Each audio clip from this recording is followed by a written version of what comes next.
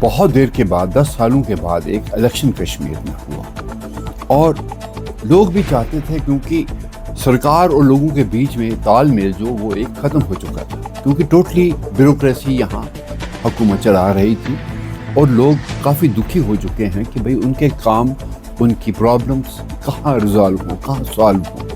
تو انہوں نے بھی اس میں کوآپریٹ کیا۔ اب لوگوں نے یہ نہیں چاہا، وہ پولیٹیکل آئیڈیالوجی سے اٹھ کے انہوں نے صرف حکومت بنانا چاہی۔ یہ ان کا یہ نہیں تھا کہ ہم نے نیشنل کانفرنس کو ووٹ دینا ہے، کانگریس کو دینا ہے، پی ڈی پی کو دینا ہے یا کسی اور پارٹی کو دینا ہے۔ تو عام لوگوں کی سوچ تھی کہ کہیں نہ حکومت بنے تاکہ دبی ہوئی آواز جو ہے کشمیر کے لوگوں کی وہ عوام میں پہنچے اور مسئلے حل ہوں، اور اسپیشلی جو ان امپلائمنٹ کا مسئلہ، پاور کا مسئلہ یا اور اس طرح کے پانی کے مسئلے، بہت سی چیزیں ایسی تھیں۔ تو اس صورت میں انہوں نے مل کے ایک حکومت بنانے کے لیے سب نے ساتھ دیا ہے، اور یہ پارٹی سے اٹھ کے لوگوں نے ساتھ دیا ہے، جو حقیقت ہے گراؤنڈ پہ۔ پر اب جن لوگوں کو انہوں نے چنا ہے ان لوگوں نے کچھ کمٹمنٹس کی۔ لوگوں نے ایک پارٹی دوسری پارٹی کا ساتھ اس لیے دیا ہے کہ کہاں پر پریارٹی ہے ہمارے ریزولوشن کی، تو اس میں کمٹمنٹ آئے کہ سب ہم اسٹیٹ ہوڈ لے آئیں گے۔ اس میں اسپیشلی جو نیشنل کانفرنس ہے، جو یہاں کی بہت بڑی پارٹی ہے، اس نے یہ کہا تھا، اس نے پاور کے لیے کمٹمنٹ کی کہ ہم یہاں فری پاور کریں گے۔ انہوں نے کہا کہ گیس سلنڈر اتنے ہم لوگ فری دیں گے، ہم راشن فری دیں گے، بہت سی ایسی چیزوں کی انہوں نے کمٹمنٹ کی، اسٹیٹ ہوڈ لے آئیں گے۔ ایون یہاں کا جو اس پارٹی کا مین لیڈر ہے، جو ہمارے چیف منسٹر ہیں آج، عمر عبداللہ صاحب، انہوں نے تو پہلے یہ کہہ دیا تھا میں کبھی الیکشن نہیں لڑوں گا جب تک اسٹیٹ ہوڈ نہیں آئے گا، جبکہ government of India, home minister ایوان میں یہ کمٹمنٹ دے چکے ہیں کہ ہم اسٹیٹ ہوڈ ریسٹور کریں گے۔ اسی سلسلے میں ان لوگوں نے کہا تھا کہ ہم الیکشن نہیں لڑیں گے، لیکن اب وہ الیکشن لڑے۔ الیکشن جیتنے کے بعد آج 2 مہینے بھی ہو چکے ہیں، لیکن 2 مہینوں میں ہمیں کوئی نقشہ ابھی تک نہیں دکھا جس میں وہ اپنے وعدے پورے کریں۔ کہہ تو سکتے ہیں، بجائے اس کے الٹ کہہ رہے ہیں بھئی میٹر سب گھروں میں، ڈیجیٹل میٹرز وہ کر دو، یہ کر دو۔ کون سے میٹر یہاں نہیں لگے؟ ایک میٹر لگتا ہے، دوسرا میٹر اٹھا کے لگا دیتے ہیں۔ یہاں پر راشن کی بات ہوئی، نہیں جی ہم اس کو، جن لوگوں کو ویسے کچھ دیر سے راشن یہاں بند کر دیے تھے کارڈ پہ، ان کو ریسٹور کریے۔ کئی ملازم جو کئی طرح سے سیاسی وجہ سے سسپینڈ کیے گئے تھے، ہم ان کو ریسٹور کر دیں گے۔ کہیں بھی کوئی ایسی سرکار کی جو پالیسی ہے اس پر کہیں ورک کرتے ہوئے نہیں دکھ رہی ہے، بجائے اس کے کہ وہاں پہ انہوں نے جو بھی سٹیپ لیے ہیں وہ سب ان کے اگینسٹ بول رہے ہیں۔ کیونکہ ہم کل کا ذکر کریں، جو چیف منسٹر نے جو پریس کانفرنس کی، اس نے وہ کمٹمنٹ جو بولی ہیں وہاں پہ، وہ ساری اس کے اگینسٹ ہیں، جس کے لیے انہوں نے پہلے لوگوں سے کمٹمنٹ کیا تھا کہ ہمیں ووٹ دو، ہم یہ کریں گے۔ پر آج وہ سارا کچھ نہیں ہے، اس کے برعکس سارا کچھ بولا گیا ہے۔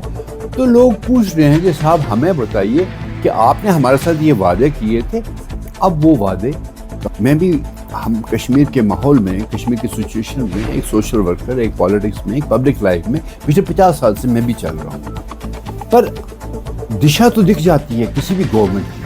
اگر 2 مہینے میں انہوں نے ایسا کوئی ڈیسیژن نہیں لیا، نہ بتایا، تو پتہ لگ رہا ہے کہ بھائی آپ وہ چیز مت کہیے جس کا آپ نے کمٹمنٹ کی ہے، جو کمٹمنٹ کیا اس پر سٹینڈ تو رہیں۔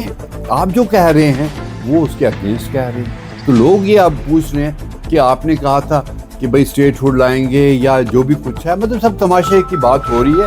مجھے نہیں لگ رہا ہے یہ سب کچھ جو ہو رہا ہے یہ صحیح طریقے سے بول رہے ہیں۔ پبلک لائف میں کلیئرٹی ہونا بہت ضروری ہے، اور کشمیر کی اس سچویشن میں جس نے کہ بہت برے دن دیکھے ہیں، اب ان کی توقعات ہیں، ہمارے ان امپلائڈ یوتھ کی بڑی توقعات ہیں۔ لوگ باہر آئے، ووٹ دیا کہ صاحب ہمیں کہیں امپلائمنٹ میں یہاں کوئی راستہ دکھے گا، پر آج کچھ بھی نہیں دکھا ہے۔ جو لوگ نکالے گئے ہیں جاب سے پولیٹیکلی ریزنز کی وجہ سے، ان کو ریسٹور کرنے کی بات نہیں ہو رہی ہے، یا اور بھی کچھ ایسی پالیسیاں انہوں نے کہا تھا جو گورنر حکومت نے کیا، ہم وہ اکھاڑ پھینکیں گے، وہ سڑکوں کو اڑا دیں گے۔ ایسی چیزیں ہوئی ہیں پبلک میں، آج ان چیزوں پر خاموشی ہے۔ ہم نہیں کہتے، بٹ ہم کشمیر میں امن چاہتے ہیں۔ ہم کشمیر میں اس 30 سال کی جو ایک پریشانی سے لوگ گزرے ہیں، اس میں بہت سے ریزولوشن چاہیے، اس میں بہت سے سالوشن چاہیے جو یہاں کے نوجوانوں کو دیے جائیں، اور صحیح طریقے سے بات کی جائے. پچھلے دنوں مہدی صاحب نے چیف منسٹر کے باہر وہ ریزرویشن کی بات پہ ایک دھرنا لگا دیا. کافی لوگوں نے اس پہ بات کی, پولیٹیکل لوگوں نے, ایون این سی کے بیچ میں سے باتیں اٹھی. بہت سے لوگوں نے این سی کے بیچ میں کہا کیا ضرورت تھی اس کو ہمارے خلاف وہاں ایسا دھرنا دینے کی. ایسا باتیں, کلیئرٹی نہیں ہے حکومت میں. اگر کلیئرٹی ہوتی تو ایک دم ڈیسیژنس لیے جاتے. ابھی انہوں نے سب کمیٹی بنائی ہے ریزرویشن کے لیے, فیصلہ لیتے, لوگوں کے سامنے بات کرتے. ابھی کسی نے نوٹیفیکیشن بھی نہیں جاری کیا آؤ جی ملو ہمیں, کوئی آپ اپنے ڈیمانڈس رکھو کہ بھائی what do you want. Announce تو کر دی ہے لیکن کارروائی کہیں نہیں ہے. تو اس لہٰذا بڑی کلیئرٹی سے سرکار کو یہاں ہر باتیں رکھنی ہیں. یہ کوئی آرڈنری اسٹیٹ نہیں ہے, یہ اسٹیٹ ایک کرائسس کے دور سے گزری ہے. اب ان کے لوگوں کی توقعات ہیں, ان توقعات کو پورا کرنے کے لیے اگر ان لوگوں نے کوئی سالوشن نہیں دیا, لوگوں میں بہت ہی غصہ جو ہے وہ بڑھے گا اور ہمارے اسٹیٹ کو نقصان ہوگا.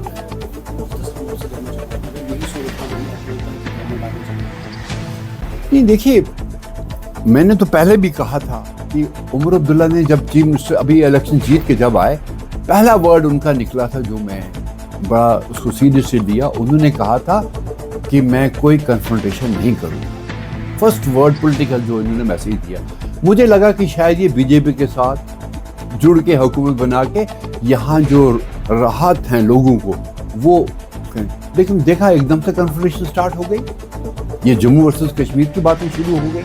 یہاں بیچ میں ایسی اور بھی ان کے ساتھ جو پولیٹیکل پارٹیز جو آرٹیکل 370 پر اسٹیٹ ہوڈ پر جو چل رہے تھے ساتھ, ان سے بالکل مختلف باتیں ہو رہی ہیں.